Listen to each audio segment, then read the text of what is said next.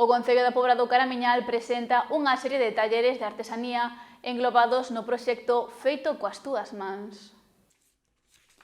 A concelleira da Pobra do Caramiñal, Amparo Cerecedo, acudiu hoxe ao muiño da Ponte Barbanza en compañía de diferentes artesáns que impartirán diferentes talleres dentro do proxecto Feito coas túas mans. Que dende a Concellaría de Participación Veciñal hoxe queremos presentar un programa que chamamos Feito coas túas mans. Este programa consta de obradoiros que van ser impartidos por artesáns e que se van a dar nos centros socioculturais de todas as parroquias. Con isto pretende crear comunidade, xa que pode inscribirse toda a veciñanza independentemente da idade para dinamizar as parroquias do concello e dar a coñecer a artesanía da zona.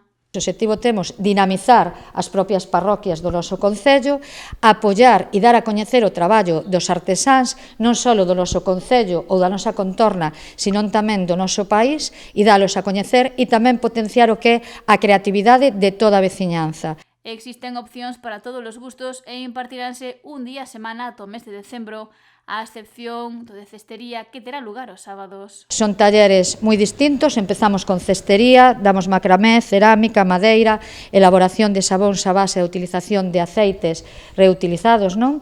E se van a impartir un día a semana, os mércores, en horario de tarde, dende este mes de abril ata o mes de decembro. Hai un parón de verán e hai unha pequena diferencia. Imos empezar con os dous primeiros talleres, que son de cestería, que se van a impartir estes dous o que son os sábados, en xornada de sábado. O sábado pola tarde, de 4 a 8 da tarde.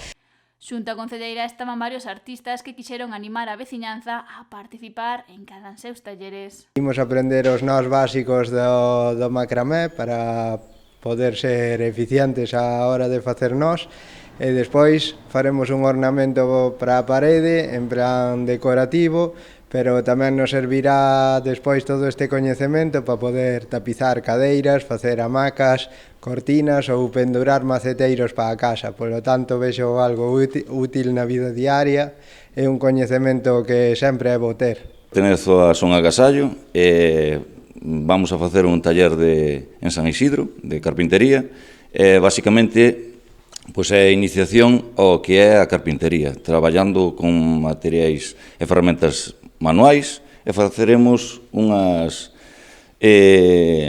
saboneiras ou unha culler de madeira. Espero que guste. Para calquera dúbida ou para a inscripción, o Concello ten a disposición un correo electrónico que xa está disponible.